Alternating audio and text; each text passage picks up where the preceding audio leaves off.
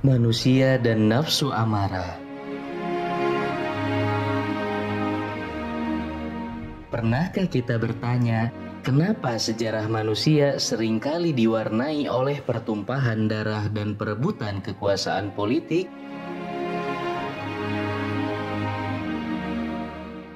Mengapa manusia selalu memperebutkan jabatan, dengki kepada orang lain, hasud kepada sesama, dan dendam kepada kawan? Jawaban dari pertanyaan tersebut adalah karena di dalam diri manusia ada sebuah kekuatan yang menjadi penyebab manusia sering melakukan perbuatan-perbuatan tersebut. Kekuatan tersebut adalah amarah atau al-ghadab.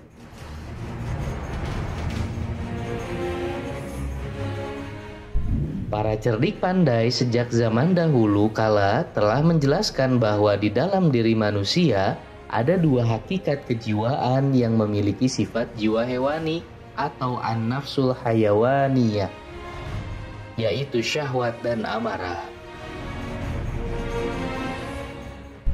Menurut Imam Fakhruddin Ar-Razi, syahwat adalah kondisi kejiwaan yang bertujuan untuk mendapatkan hal-hal yang dicintai atau diinginkan.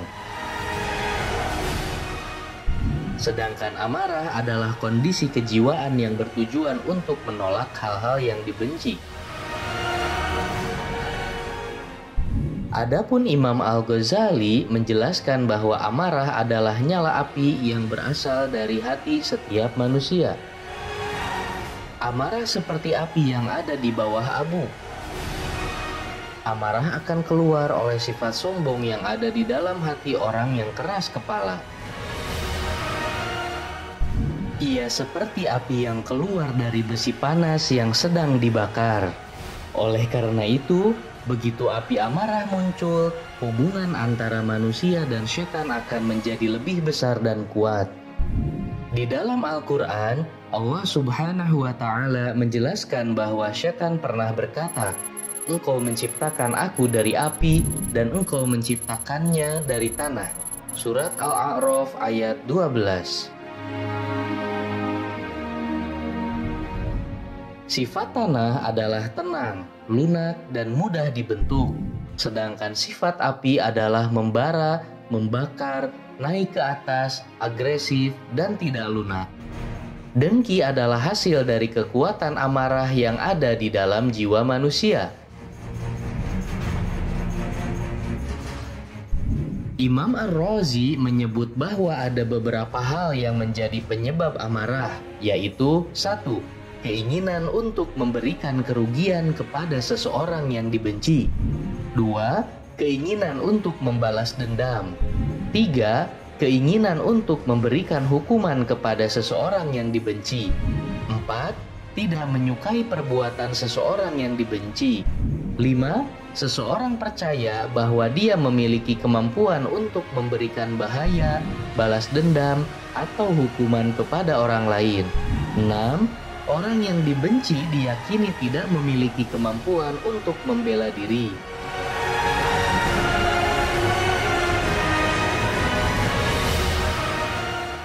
Selain itu, amarah yang keluar dari dalam diri manusia biasanya disebabkan oleh dua hal. Pertama, kehilangan manfaat di masa lalu. Kedua, meramalkan bahaya di masa depan. Hasud, fitnah, dendam, dan dengki adalah perbuatan-perbuatan hasil dari amarah. Perebutan kekuasaan politik dan jabatan yang terjadi sepanjang sejarah manusia adalah salah satu contoh wujud amarah yang dominan dalam jiwa manusia.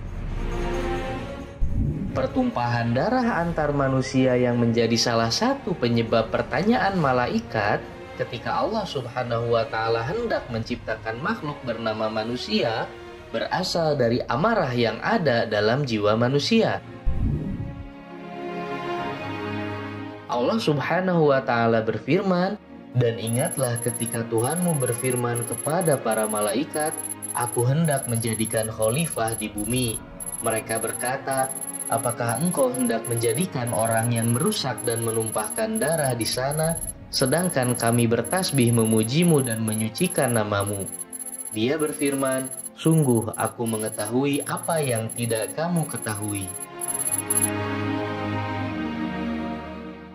Bersama dengan syahwat, kekuatan amarah yang ada di dalam diri manusia selalu mengajak manusia untuk mencari kenikmatan jasadi dengan tanpa mempertimbangkan akibat yang akan terjadi.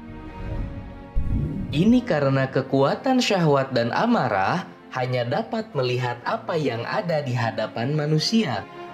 Keduanya tidak dapat melihat akibat yang akan terjadi di masa depan. Satu-satunya kekuatan dalam diri manusia yang bisa memimpin dan membimbing syahwat dan amarah adalah akal. Ibnu Miskawayh dan Ar-Raghib Al-Isfahani menyebut bahwa mengendalikan serta membimbing syahwat dan amarah dengan akal sama dengan mendidik atau takdib kepada keduanya.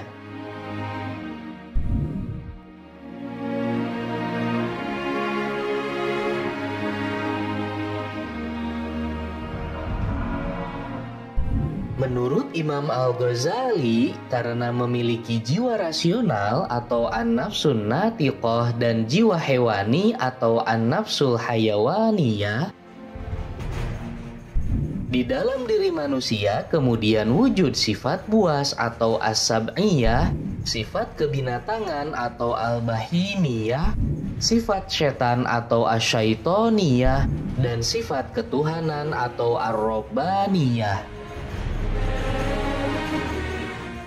Sifat buas akan melahirkan perilaku-perilaku seperti permusuhan, kebencian, pertarungan, dan sumpah serapah. Sedangkan sifat kebinatangan akan melahirkan perilaku-perilaku seperti serakah dan nafsu. Ketika kedua sifat tersebut menjadi satu, maka akan menghasilkan sifat yang lain, yaitu setan atau asyaitoniyah. Imam Al-Ghazali kemudian membuat ilustrasi bahwa sifat-sifat buas, kebinatangan, setan, dan orang bijak masing-masing diwakili oleh babi, anjing, setan, dan akal. Melalui pintu keserakahan, babi selalu menggoda manusia untuk melakukan perbuatan keji atau al-fahsya dan tercela atau al-munkar. Melalui pintu kebencian, anjing selalu mendorong manusia untuk berbuat zalim dan melakukan kerusakan.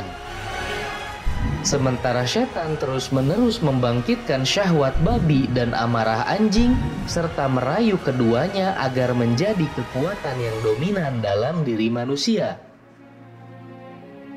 Pada saat yang sama, akal yang memiliki sifat ketuhanan selalu menolak tipu daya setan. Imam Al-Ghazali kemudian menjelaskan agar hidup manusia tidak hancur, akal harus mengendalikan nafsu babi dan amarah anjing. Ketika keduanya bisa dikendalikan, manusia akan mendapatkan keadilan dan jalan yang lurus atau as-siratal mustaqim. Dalam sebuah hadis, Rasulullah Shallallahu Alaihi Wasallam bersabda, "Orang yang kuat bukanlah orang yang sering menang berkelahi, akan tetapi orang yang kuat adalah orang yang mampu mengendalikan hawa nafsunya ketika marah." Hadis riwayat Al-Bukhari dan Muslim.